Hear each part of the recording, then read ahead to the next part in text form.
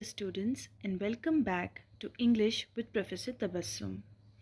आज की वीडियो में हम पढ़ेंगे good bye party for miss Pushpa TS. ये एक बहुत ही फेमस पोएम है written by Nissim Ezekiel. Okay, Nissim Ezekiel एक इंडो एंग्लियन पोएट है जो कि इंडियन तो है लेकिन उनका कंट्रीब्यूशन है इंग्लिश लिटरेचर में। ये उस वक्त की पोएम है जब ब्रिटिशर्स इंडिया को छोड़कर चले गए थे और इंडियंस जो है उनमें एक चाह पैदा हो गई थी कि वो भी इंग्लिश में बात करें और वो भी अब्रॉड जाएं। तो इंग्लिश उन लोगों को आती नहीं थी प्रॉपरली और उन्हें पता नहीं होता था कि कौन सा वर्ड कहाँ यूज़ करना है। बस उसी कॉमिकल और फ़नी सिचुएशन के ऊपर बेस्ड है हमारी आज की ये poem good bye party for miss Pushpa TS. ये इंटर सेकेंड ईयर इंग्लिश का एक बहुत ही इंपॉर्टेंट क्वेश्चन है। Let us see the first stanza. Friends, our dear sister is departing for foreign in 2-3 days and we are meeting today to wish her bon voyage. यानी कि हमारी बहन आज डिपार्ट कर रही हैं। डिपार्ट यानी कि वो आज छोड़ कर जा रही हैं कंट्री को, वो जा रही हैं फॉरेन। सिस्टर कौन है यहाँ पर? मिस पुष्पा। ओके, सो मिस पुष्पा हम सबको छोड़कर फॉरेन जा रही है 2-3 दिनों में। एंड आज हम सब लोग यहाँ पर गैदर हुए हैं एक मीटिंग के लिए और हम सब उनके लिए विश करते हैं कि उनकी जो जर्नी रहे वो सेफ़ रहे। हम उन्हें विश करते हैं बॉर्न वॉयेज यानी कि safe journey. You are all knowing friends what sweetness is in Miss Pushpa. I don't mean only external sweetness but internal sweetness. Miss Pushpa is smiling and smiling even for no reason but simply because she is feeling. यानी कि जो speaker है वो कहता है सबसे कि आप सब तो जानते हैं फ्रेंड्स कि मिस पुष्पा जो है उनका बिहेवियर कितना ज़्यादा स्वीट है। यानी कि वो सिर्फ आउटसाइड यानी कि एक्सटर्नल वे में ही स्वीट नहीं है बल्कि वो इंटरनल वे में भी स्वीट है, अंदर से भी वो बहुत ही स्वीट इंसान है। मिस पुष्पा जो है वो हमेशा मुस्कुराती रहती है चाहे कोई वजह हो या ना हो, just because she wants to, just because she feels. तो यहाँ पर जो है बहुत ज़्यादा गलत इंग्लिश का यूज़ हुआ है। फॉर एग्ज़ाम्पल जब ऑथर कहता है यू आर ऑल नोइंग, तो इसके बजाय ऑथर को कहना चाहिए as you all know. And जब वो कहता है एक्सटर्नल स्वीटनेस, इसकी जगह पे उससे यूज़ करना चाहिए physical beauty. Internal sweetness, goodness of heart. Then when the speaker is saying Miss Pushpa is smiling and smiling, इसकी जगह पर वो कहेंगे go on smiling. Is coming from very high family. Her father was renowned advocate in Balsar or Surat. I am not remembering now which place. यानी कि speaker जो है वो कहता है कि मिस पुष्पा जो है वो एक बहुत ही हाई फैमिली से आती हैं। तो instead of saying very high family उन्हें कहना चाहिए था कि वो एक वेल टू डू फैमिली से आती हैं, यानी कि एक रेप्यूटेड फैमिली से। और वो ये भी कहते हैं कि जो मिस पुष्पा के फादर थे वो एक एडवोकेट थे बलसर या फिर सूरत में, और उन्हें ये याद नहीं आ रहा कि वो कौन सी जगह थी। इट्स थर्ड स्टैंजा में।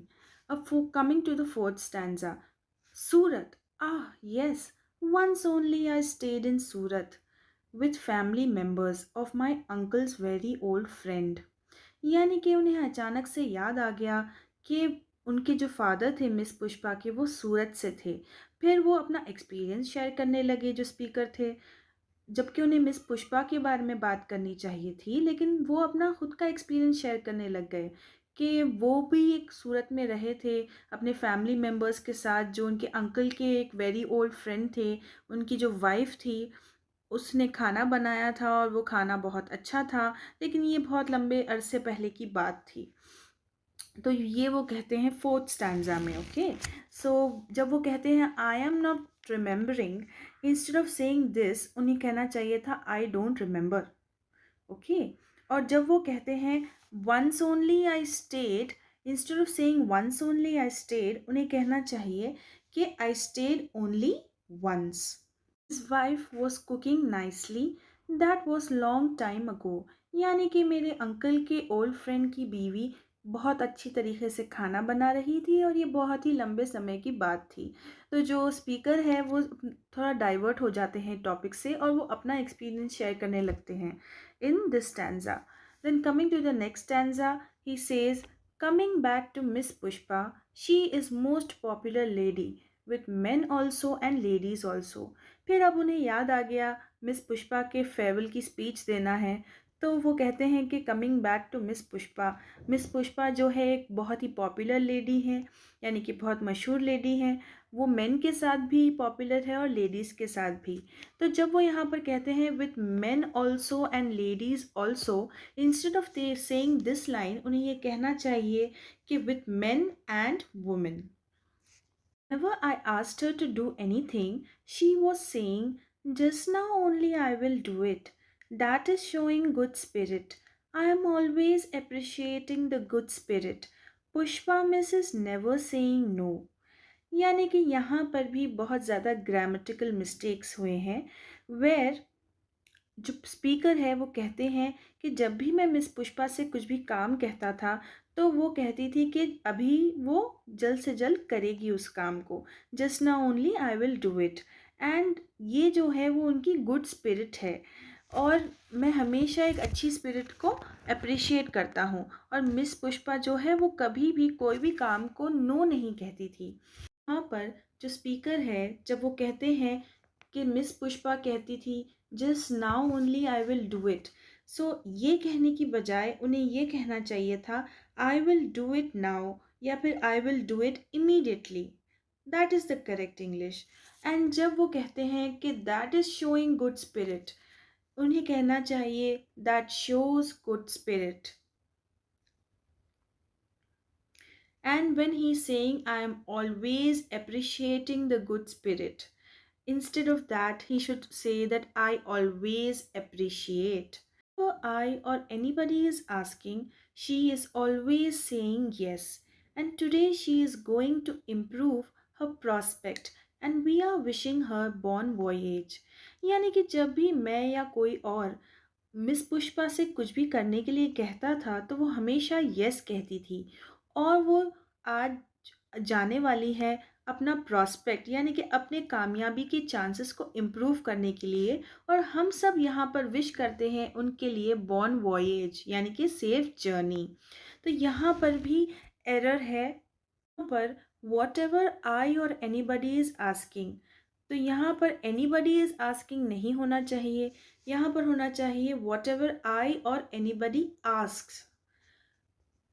एंड यहाँ पर she is always saying yes, instead of saying she is always saying yes हमें कहना चाहिए she always says yes.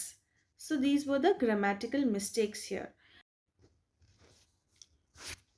Now I ask other speakers to speak and afterwards Miss Pushpa will do summing up। यानी कि अब मैं दूसरे speaker से कहूँगा बोलने के लिए मिस पुष्पा के बारे में और उसके बाद मिस पुष्पा जो है वो अपनी स्पीच देंगी अपने फेयरवेल पर और फिर ये फेयरवेल पार्टी एंड होगी। सो यहाँ पर जब वो कहते हैं विल डू समिंग अप मतलब वो किस तरह ख़त्म करेंगी, तो he should say will sum up. Okay, summing up नहीं कहते हैं, विल सम अप कहते हैं।